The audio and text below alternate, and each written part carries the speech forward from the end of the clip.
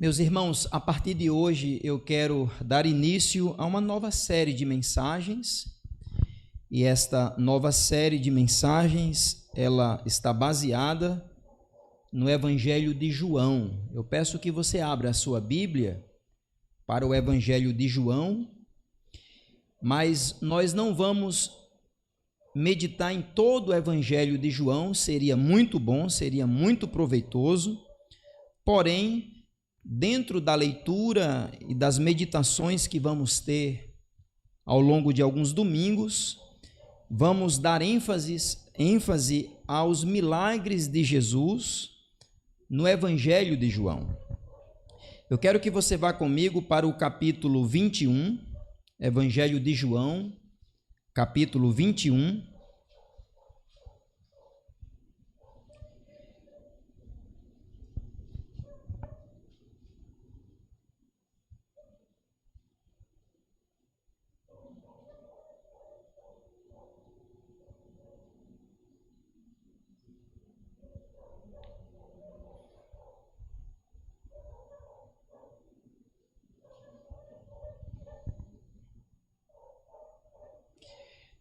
O versículo 25 diz assim: disseram-lhe, pois, os outros discípulos: vimos o Senhor. Mas ele aqui é Tomé, ele disse-lhes: se eu não vir o sinal dos cravos em suas mãos, e não puser o meu dedo no lugar dos cravos, e não puser a minha mão no seu lado, de maneira nenhuma crerei. Versículo 26, 8 dias depois estava outra vez os seus discípulos dentro e com eles Tomé. Chegou Jesus, estando as portas fechadas, apresentou-se no meio deles e disse: paz seja convosco. E disse então Tomé: põe aqui o teu dedo e vê as minhas mãos, chega a tua mão e põe no meu lado, e não sejas incrédulo, mas crente. E Tomé respondeu e disse-lhe: Senhor meu e Deus meu. Disse Jesus: porque me viste, Tomé, creste? Bem-aventurados os que não viram e creram. Agora versículo 30 e versículo 31. Eu não disse, foi? Ô irmãos, me perdoe. Eu falei 21 mesmo, mas é o 20. É o 20, me perdoe. Todo empolgado aqui na leitura. Eu botei aqui no meu esboço 21, mas eu estava lendo certo. É o 20. Leia comigo o versículo 30 e o versículo 31 agora. Jesus, pois, operou também em presença de seus discípulos muitos outros sinais que não estão escritos neste livro. Estes, porém, foram escritos para que creais que Jesus é o Cristo, o Filho de Deus, e para que, crendo, tenhais vida em seu nome. Amém? Eu li desde o versículo 25, pegando o contexto da incredulidade de Tomé, mas a ênfase mesmo seria o versículo 30 e o versículo 31, aonde o Evangelho de João descreve exatamente o propósito deste livro. O propósito do Evangelho de João é apontar sobre os aspectos messiânicos do Filho de Deus, Jesus Cristo, sobretudo na seleção de alguns milagres. Alguns milagres que João chama de sinais. Eu quero que você capture muito bem esta ideia de sinais. Por que sinais? Porque, segundo o Evangelho de João, esses milagres que são sinais, que são manifestações da divindade de Cristo, vai apontar exatamente acerca desta natureza, da natureza divinal de Jesus, que é o Filho de Deus. Eu queria que você, mais uma vez, visse aí o versículo 30, quando diz que Jesus operou na presença dos seus discípulos muitos outros sinais. Aqui poderia ser lido também como milagres. Muitos sinais ele operou, que nem estão escritos neste livro. estes, porém. Então, o versículo 31 diz, estes, porém, e é justamente, irmãos, nestes milagres, que são sinais, que vamos, a partir de hoje, meditar no Evangelho de João, extrair as verdades contidas nesses sinais, nestes milagres, e certamente não vamos exaurir todas as verdades, pois o texto ele é inesgotável de fonte de material pelo qual podemos extrair as nossas lições, mas durante estas mensagens eu quero falar para os irmãos que o Evangelho de João é um evangelho diferente dos demais, de Mateus, Marcos e Lucas. Esses três evangelhos, eles têm uma similaridade na sua narrativa, só que o Evangelho de João ele é diferente dos demais, e principalmente por causa do seu propósito claro que aparece no versículo 31, que esses sinais, esses milagres que Jesus operou, ele selecionou para que, através desses sinais, aqueles que vissem, que ouvissem, crescem. Veja versículo 31. Crescem que Jesus Cristo é o Filho de Deus, e crendo no seu nome, as pessoas tivessem vida eterna. Então, a partir de hoje, eu gostaria de, começando desde o primeiro milagre, do primeiro sinal, até o último no Evangelho de João, extrair esta verdade que está inserida dentro do propósito do Evangelho de João. E o propósito geral das nossas meditações será que a providência de Deus é sua soberania intencional, por meio da qual ele será completamente bem-sucedido na realização dos seus objetivos supremos para a sua glória e para o bem do universo. Então, os milagres que Jesus operou, na realidade, têm um propósito essencial: glorificar o seu próprio nome. Em segundo lugar, abençoar, para que outros, além de receber o milagre, recebesse vida espiritual, vida eterna em seu nome. O problema, irmãos, é que na nossa mentalidade evangélica, muitas pessoas dão mais ênfase ao milagre do que àquele que operou o milagre. Na realidade, no mundo evangelical do nosso tempo, muito se fala sobre a operação de milagres, mas eu fico na dúvida, eu fico confuso se as pessoas que creem tanto em milagres, e nós cremos em milagres, realmente elas dão mais importância no milagre em si do que naquele que tem poder para operar os milagres. Então, a partir de hoje, eu quero exaltar a Cristo, aquele que opera milagres, aquele que podemos confiar.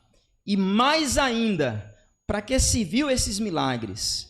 Se viu para que as pessoas pudessem ver, ouvir e crer em Jesus para que tivessem vida eterna no seu nome. Dito isso, vamos para João capítulo 2, aonde vamos ver hoje o primeiro milagre que Jesus operou. João capítulo 2, a partir do versículo 1. João 2, a partir do versículo 1, assim diz então a palavra de Deus.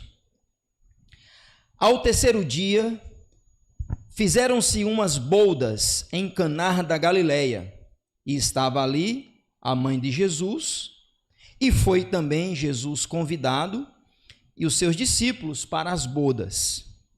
E faltando vinho, a mãe de Jesus lhe disse: não tem vinho. Disse-lhe Jesus: mulher, que tenho eu contigo? Ainda não me é chegado a hora. Sua mãe disse aos serventes: fazei tudo quanto ele vos disser. Estava ali postas 6 talhas de pedra para as purificações dos judeus, e em cada uma cabiam 2 ou 3 almudes, ou uma outra palavrinha que talvez tenha na sua versão, mas já a gente fala sobre essa medida aí. 2 ou 3 almudes. Disse-lhe Jesus: enchei de água essas talhas. e encheram-nas até em cima. Disse-lhes: tirai agora e levai ao mestre-sala. E o levaram. Logo que o mestre-sala provou a água feita em vinho, não sabendo de onde viera, se bem que sabiam os serventes que tinham tirado a água, chamou o mestre-sala ao esposo e disse-lhe: todo homem põe primeiro o vinho bom, e quando já tem bebido bem, então o inferior, mas tu guardaste até agora o bom vinho. Jesus principou assim os seus sinais em Caná da Galileia e manifestou a sua glória, e os seus discípulos creram nele. Vamos ficar até o versículo 11. Irmãos, esse texto não tem complexidade. Esse texto é justamente a narrativa do primeiro milagre de Jesus, que na realidade também só é registrado pelo Evangelho de João, aonde Jesus transforma a água em vinho. Acredito que você já leu esse texto, acredito que você já ouviu talvez algumas pregações neste texto. Esse texto, de fato, ele é riquíssimo, ele é inesgotável nas suas aplicações. Mas eu não queria que vocês perdessem o foco do propósito deste sinal, conforme o final do Evangelho de João. Todas as vezes que Jesus operava um sinal, todas as vezes que Jesus manifestava poder através de um milagre, era para manifestar a sua glória e apontar sobre a sua messianidade, apontar sobre a sua natureza divina. Então, dentro deste milagre aqui, eu queria destacar de forma muito simples, dentro do texto, passo a passo de como se deu o milagre, desde a rotina humana de Jesus, como a sua própria autoridade imposta e, por fim, o milagre em si. E quais são as aplicações que podemos tirar desse texto tão maravilhoso, pelo qual Jesus, por seu poder e palavra, pela sua autoridade e divindade, ele transforma a água em vinho. Nesta noite eu queria que você cresce nisso, cresce em Jesus, que não somente transforma água em vinho, mas transforma o nosso coração, transforma a nossa vida. Nós nunca, jamais seremos os mesmos quando nos encontramos e cremos no Senhor Jesus Cristo, o Senhor da glória, aquele que tem poder para fazer do ordinário aquilo que é extraordinário. Então, que Deus nos ajude a entender agora, dentro do texto, essas partes e, por fim, a gente vai fazer uma aplicação final. Primeira parte do texto, eu percebo que o evangelista, ele retrata a rotina de Jesus. Versículo 1 ao versículo 3. Agora acompanhe comigo a leitura e a exposição do texto. A Bíblia diz que logo depois de 3 dias houve uma boda, houve um casamento. 3 dias depois de quê? Conforme o contexto de João, Jesus Cristo estava recrutando discípulos.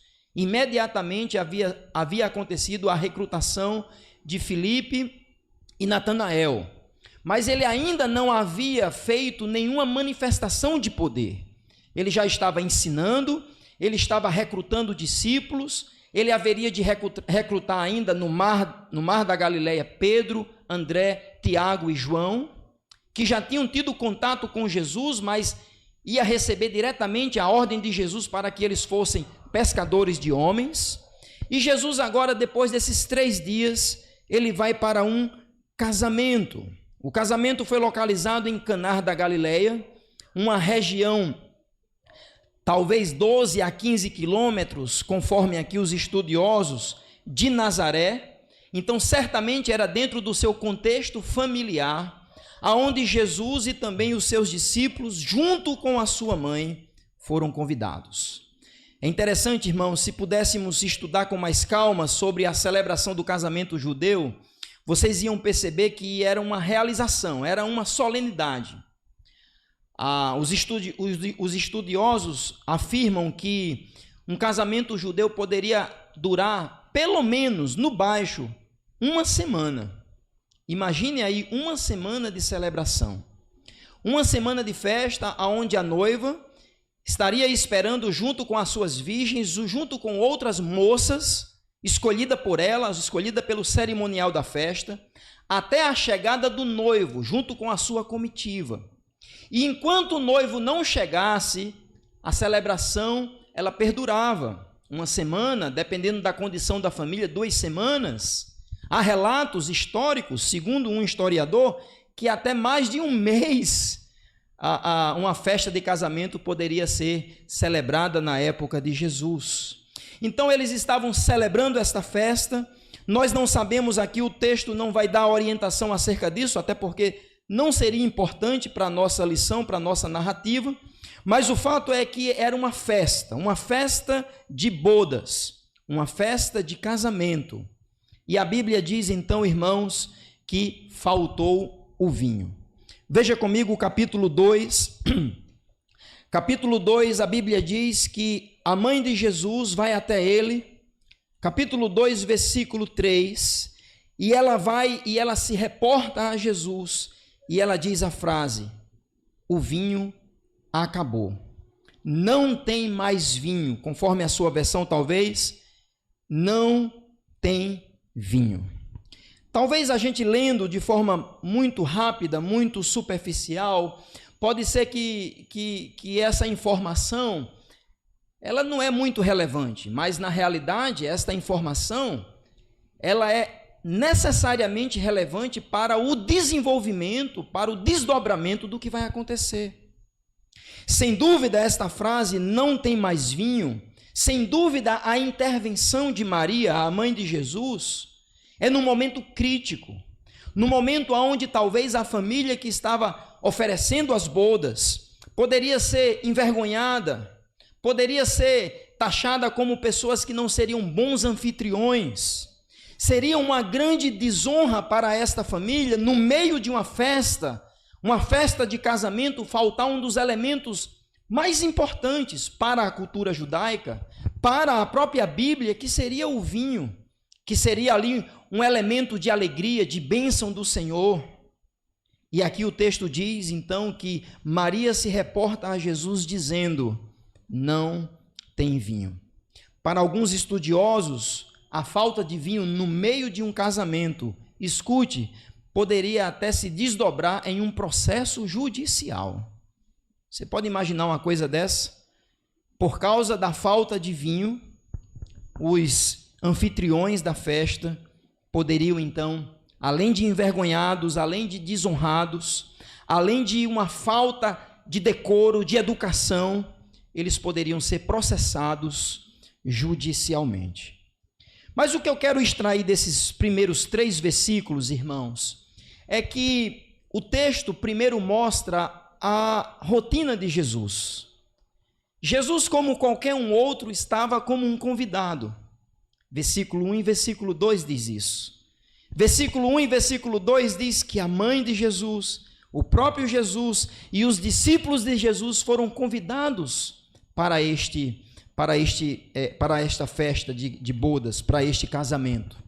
Eu percebo então que o autor destaca em primeiro lugar a rotina de Jesus, a humanidade de Jesus. Jesus entre os seus, como um convidado naquela festa. Só que Jesus não era um convidado qualquer. A sua mãe o conhecia. Os seus discípulos certamente já estavam ouvindo o que ele estava ensinando, o seu poder, a sua autoridade, a sua vida perfeita diante de Deus, o seu Pai, diante dos homens. Mas o fato é que nesse contexto, entre os comuns, Maria se reporta a Jesus com um problema grave, um problema sério. Talvez poderíamos aferir que Maria era bem conhecida da família, nós não temos plena certeza, mas poderíamos talvez de forma natural concluir que Maria era conhecida de forma mais íntima desta família que estava casando, e ela sabia a quem poderia então solucionar este problema.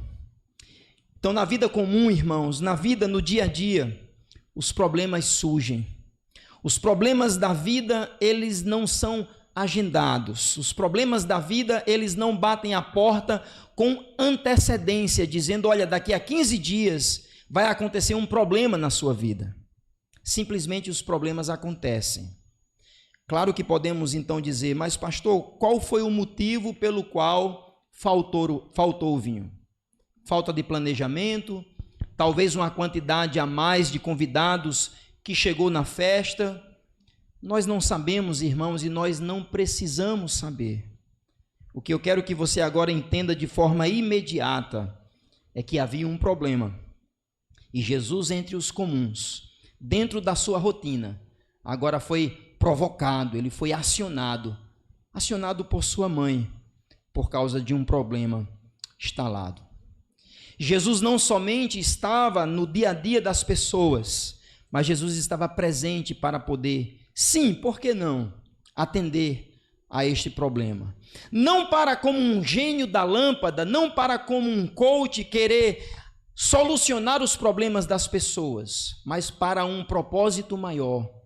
Começar então o seu ministério, glorificando a Ele mesmo, exaltando o seu Pai e trazendo pecadores ao arrependimento. Maria busca a Jesus porque os recursos acabaram. E somente havia um naquela festa que poderia suprir quando os recursos acabam. E essa pessoa é Jesus Cristo. Eu quero que você, de forma imediata, entenda isso agora. Na rotina de Jesus, Jesus estava presente. Jesus é aquele que é a fonte de toda a providência. E nunca esqueça, os problemas chegarão. No dia a dia desta vida, os problemas chegarão. Só que Jesus tem uma resposta um tanto quanto inusitada. E aqui a gente percebe a autoridade de Jesus. Jesus agora se destaca entre os seus comuns, entre aqueles convidados, entre discípulos, sua mãe e outras pessoas. Ele agora impõe a sua autoridade. De forma zelosa, de forma séria. Aqui existe às vezes alguns exageros, mas a gente vai tentar retratar o texto como eu entendo que ele deve ser retratado. A partir do versículo 4, a autoridade de Jesus, a Bíblia vai dizer então que Jesus responde à sua mãe. Acompanhe no texto, versículo 4. Jesus respondeu: por que a senhora está me dizendo isto? Eu estou usando um outro texto mais fluido, por assim dizer, mas a ideia é quando ele diz assim: mulher, o que é que você tem que você pode compartilhar comigo nesse momento? Irmãos, a princípio, o versículo 4 parece que nos choca. Inclusive, alguns leem esse texto e interpretam esse texto como Jesus estava sendo desrespeitoso com a sua mãe biológica, pois Maria é a mãe biológica de Jesus, por assim dizer. Foi Maria que foi escolhida por Deus para poder gerar o ente, o próprio Jesus, o Santo de Deus, pelo poder do Espírito Santo. Maria estava ali numa condição de mãe. Maria se reporta a Jesus, mas Jesus então ele é muito direto, mas ele não é bruto, irmãos. Tem aquela frase, né, que as pessoas gostam de dizer: a pessoa é curta e grossa. De fato, Jesus foi curto, mas eu não creio que Jesus foi grosso. A palavra mulher é um pronome de tratamento. A palavra mulher aqui não significa um desdém de Jesus. Jesus não chama Maria de mãe, mas ao mesmo tempo ele está se colocando como, agora não o filho de Maria, mas como o perfeito filho de Deus. E nesta relação, tanto de submissão à sua mãe, mas ao mesmo tempo de autoridade sobre ela, ele usa esse pronome de tratamento, mulher. Na versão que eu li, o texto já é traduzido como senhora. E captura melhor a ideia. A ideia é que Jesus chama Maria de senhora. Não é uma submissão exagerada como sendo Maria superior a Jesus, conforme a tradição católica ensina. O texto não diz isso. Mas a palavra mulher, senhora, é um pronome respeitoso para dizer: o que é que eu tenho contigo? A ideia aqui é: não misture as coisas, ou em qual parte temos em comum nesta autoridade. Lembra, irmãos, Maria chega para Jesus e diz: o vinho acabou. Nós não sabemos o tom da voz de Maria, nós não sabemos o jeito que Maria pediu a Jesus. Jesus, de forma curta, objetiva, ele impõe a sua autoridade dizendo: Senhora, mulher, neste aspecto aqui, a senhora não tem parte comigo. Esta é a ideia. Neste aspecto que eu vou suprir, possivelmente, esta necessidade, ele não tinha dito que faria ou não, mas ele diz: sobre este assunto, a senhora não tem parte comigo. Irmãos, a Bíblia diz que Jesus foi submisso à sua mãe, no sentido humano. A Bíblia diz que Jesus, aos 12 anos, estava no templo pregando e ensinando aos doutores da lei, e ele se perdeu da sua família ao regressar de Jerusalém para Nazaré. Ele se perdeu da sua família, e a Bíblia diz depois que Maria voltou à procura do menino, e o próprio Jesus disse: você não sabia que eu deveria estar na casa do meu pai? Mas após ele dizer isso, ele disse, a Bíblia diz que ele voltou com Maria, porque ele era sujeito. Então o aspecto divino e o aspecto humano está aqui, mas nesse versículo 4 se exalta o aspecto divino quando ele diz: Senhora, o que eu tenho a ver contigo? Senhora, por que você está me dizendo isto? E aí ele usa esta frase, que por 3 vezes ele usa no Evangelho de João: a sua hora ainda não havia chegado.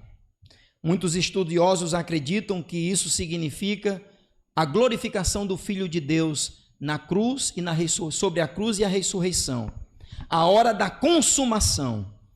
Eu procurei outros textos, eu procurei outras indicações acerca desta frase.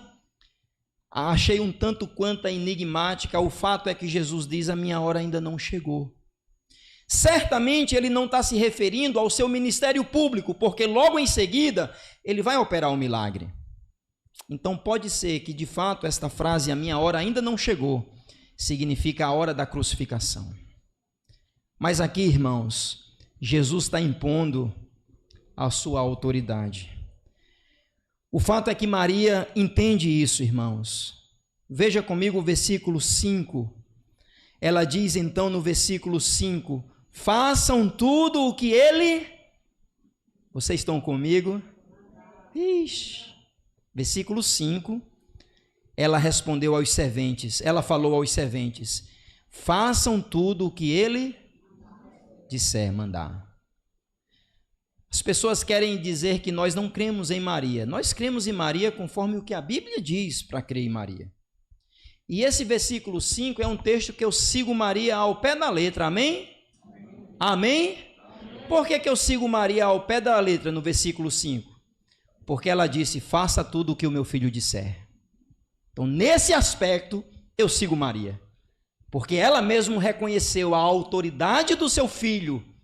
Quando o seu filho agora não se impôs como Jesus de Nazaré, o filho de Maria e do carpinteiro José, agora Jesus, o Filho de Deus, o ente santo, perfeito, igual ao Pai, quando ele se impõe como aquele que de fato, apesar de ser humano, ele é o próprio Santo de Deus, ela simplesmente se recolhe à sua posição de serva e ela diz: façam tudo o que ele disser.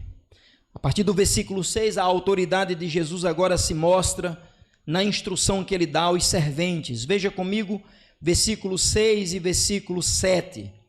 A Bíblia diz que estava ali 6 potes de pedra, que os judeus usavam para as purificações, e em cada um cabiam cerca de 100 litros. Agora eu estou lendo uma tradução já mais para o entendimento desta medida aqui de água, e essas talhas, esses potes de pedra que eram para a purificação dos judeus, para a lavagem cerimonial, ritual dos judeus, estavam vazias, mas estavam ali, e Jesus então faz com que os servos peguem esses potes pesados. Imagine aí 100 litros de água dentro de um pote de pedra. Você pode imaginar? Então é isso que está acontecendo aqui. Um pote de pedra com 100 litros de água. E Jesus diz para que eles peguem esses potes. E aqui tem 3 verbos no imperativo que norteiam a autoridade de Jesus. A Bíblia diz que eles mandam então encher o pote, encham os potes, depois tirem das talhas e finalmente leve essa água, este pote já com a água, na realidade com o vinho, para o mestre de cerimônia. Versículo 7, versículo 8, então, após encher os potes, eles encheram totalmente, e no versículo 8 a Bíblia diz, então ele disse, agora tirem um pouco e leve ao responsável da festa. Esses 3 verbos norteiam a autoridade de Jesus. Encham, tirem e agora levem para o mestre de cerimônias. Nesse aspecto, irmãos, entre o versículo 4 ao versículo 8, Jesus está mostrando a sua autoridade. Apesar de mostrar-se como um entre muitos convidados, agora, após a intervenção de Maria, Jesus mostra quem ele é. Mulher, o que eu tenho contigo? Neste momento você não tem nada comigo, porque eu sou filho de Deus. A minha hora ainda não chegou. Porém, ele continua a dar instruções aos serventes, aos servos. E através daqueles elementos ordinários, potes de pedra, água do poço, ele vai fazer o grande milagre. O milagre sendo transformado, água em vinho. É impressionante, irmãos, a maneira como Jesus opera este milagre. Ele opera esse milagre não fazendo ostentação. Ele opera esse milagre usando meios comuns. A autoridade de Jesus entre os convidados é notório. A autoridade de Jesus na sua palavra, naquilo que ele usa para a sua própria glória, se evidencia como sendo ele o Filho de Deus. Jesus poderia ter simplesmente feito brotar daquelas talhas, aqueles potes de pedra vazios, ele poderia ter brotado dali vinhos ali dentro, mas ele não quis. Com a sua autoridade, ele pede aos servos para que peguem aquelas talhas pesadas, vá até o poço, retire da água dali e depois, já essas talhas cheias, ainda vá, pegue um pouco e leve ao mestre de cerimônia, para que o mestre de cerimônia tome. E a partir dali, nesta autoridade de Jesus, ele opera o milagre. Jesus, irmãos, sempre teve e deve ter autoridade sobre nossas vidas. Este milagre mostra, em primeiro lugar, aqui imediatamente, que Jesus está mostrando que ele faz segundo a sua vontade. Não foi a vontade necessariamente de Maria, não foi o gosto dos noivos, não foi a vergonha da família, mas ele se revela como um homem, filho de Deus, como soberano, operando este milagre segundo a sua vontade, usando meios ordinários para manifestar a sua glória. Versículo 9 ao 11 agora, o texto vai falar sobre, de fato, o poder de Jesus. Jesus tinha uma rotina como um homem comum, porém ele tinha autoridade como o próprio Deus. Mostrou isso a Maria, mostrou isso aos servos, mas agora através da boca do chefe de cerimônia vai se evidenciar o seu poder. Veja comigo o versículo 9 em diante. O texto diz, versículo 9, quando o responsável pela festa provou a água transformada em vinho, ele não sabia de onde tinha vindo, por mais que os serventes que havia tirado a água soubessem, chamou o noivo. É interessante essa nota, né, que tem entre uma informação e outra. Então, quando os serventes foram até o mestre de cerimônia e deram o vinho, tem um vinho novo aí, o vinho novo deve ser provado para saber se o mestre de cerimônia aprova. Então, quando ele prova o vinho, ele tem uma atitude. A Bíblia diz no versículo 10, versículo 9, que ele chama o noivo. Os serventes já sabiam o que tinha acontecido. Eles mesmos já tinham ido até o poço, eles já tinham buscado com aqueles potes pesados de pedra, e já tinham colocado 100 litros de água naqueles potes. E a Bíblia não diz exatamente quando foi que o milagre aconteceu. Quando foi que aconteceu? Foi quando eles pegaram a água do poço e colocaram no pote? Foi quando eles pegavam talvez um recipiente e jogavam nessas talhas de pedra, nesses potes, e colocavam ali dentro o copo? Nós não sabemos exatamente. E na realidade não importa, irmãos. Importa que aqueles 100 litros de água, daquelas vários potes de pedra, eles se tornaram em vinho. E o texto vai dizer então que quando ele provou, veja versículo 9, irmãos, quando ele provou, ele tem uma reação. E ele diz então, no final do versículo 9, chama o noivo, né? Chama o anfitrião. Por quê?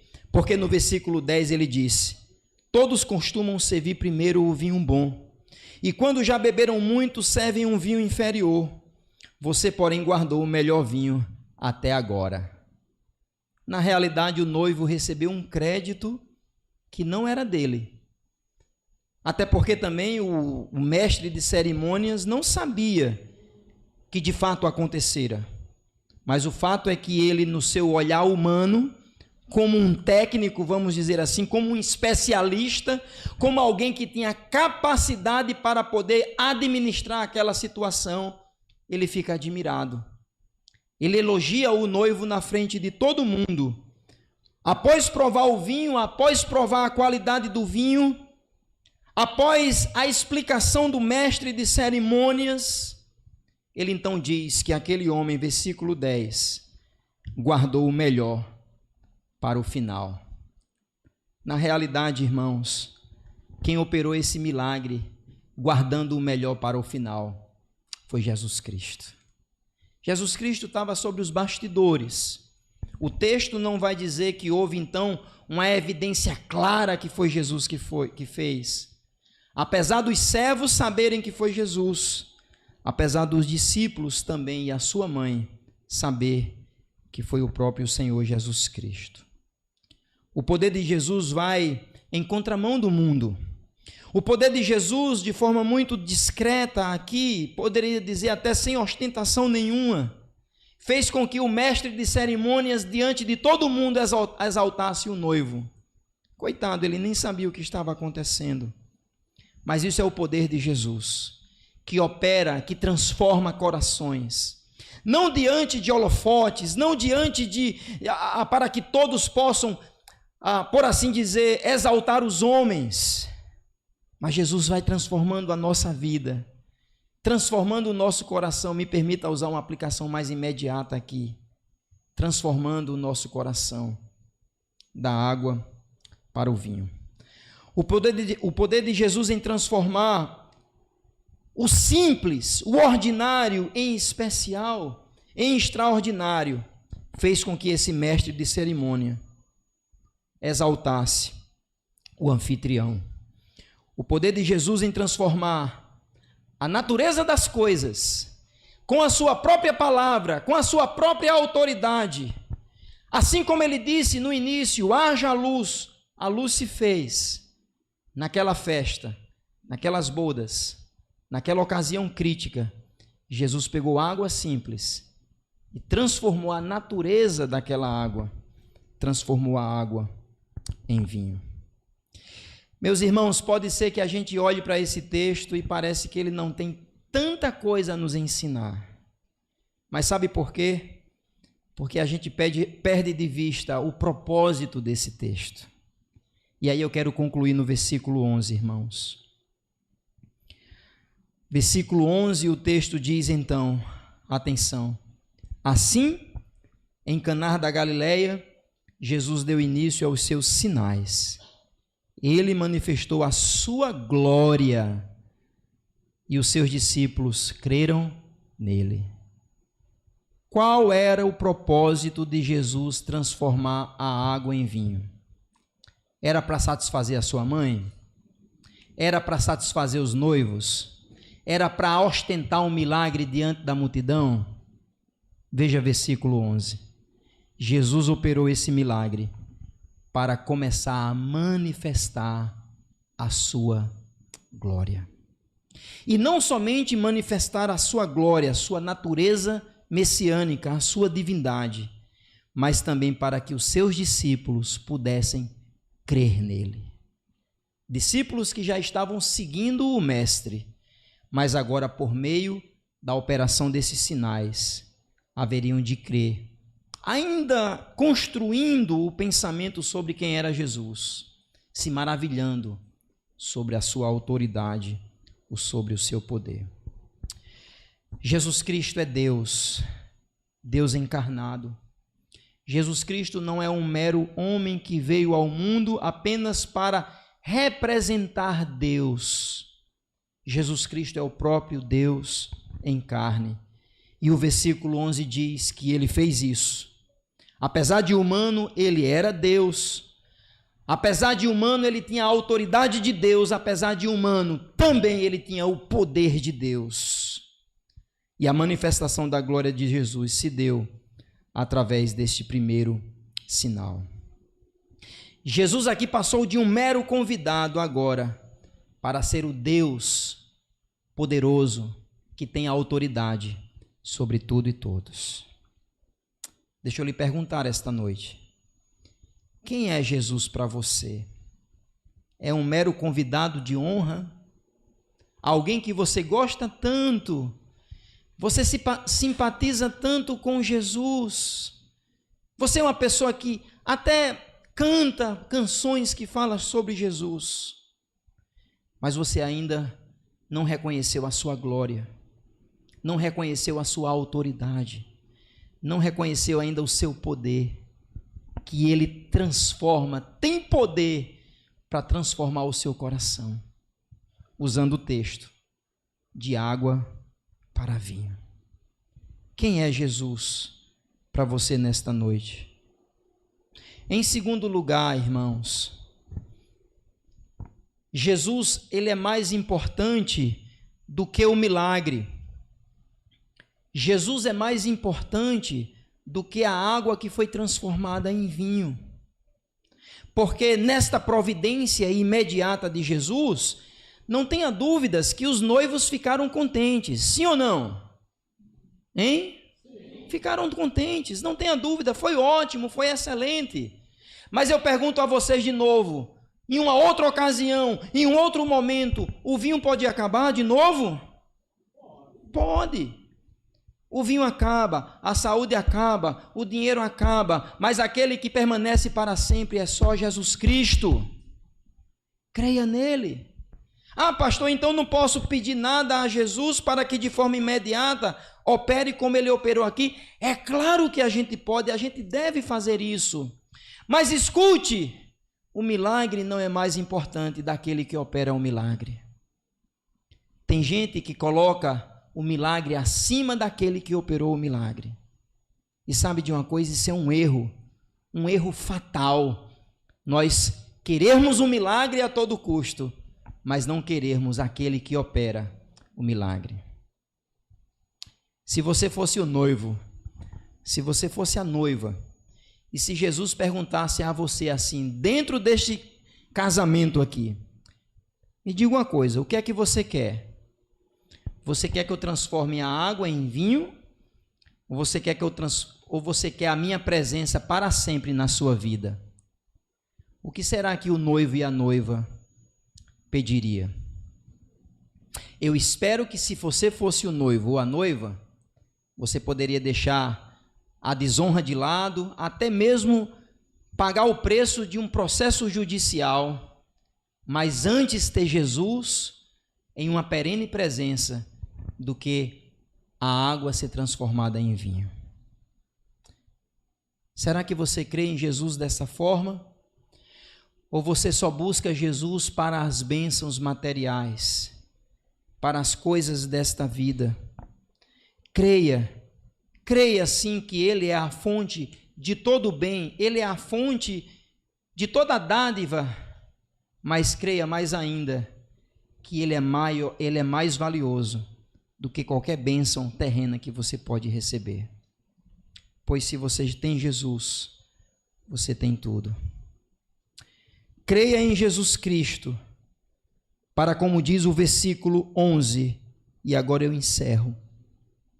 Creia em Jesus Cristo, porque Ele é Deus, é glorioso, e a Bíblia diz no versículo 11, que os discípulos creram nele. Que nesta noite você saia daqui entendendo este primeiro milagre. Esse primeiro milagre que não foi para massagear o ego de ninguém, não foi para satisfazer os sonhos de ninguém. Tem gente que fala isso, né, pregadores hoje em dia, que Jesus está para satisfazer o nosso sonho. Tem nada a ver com isso aqui. Esse milagre foi operado para manifestar a glória de Jesus e para que os discípulos pudessem crer nele. Nesta noite, se você crê nesse milagre, mas não crê que Jesus é Deus, que salva a sua alma, que transforma a sua vida, não adianta de nada. Você pode ter fé que Jesus cura, você pode ter fé que Jesus pode fazer qualquer milagre, até você pode acreditar nisso. Na essência, se você não crê em Jesus como aquele que é Deus e que, sobretudo, quer que você se submeta à sua palavra, à sua autoridade e o seu poder, não adianta de nada. Que nesta noite, Ele, somente Ele,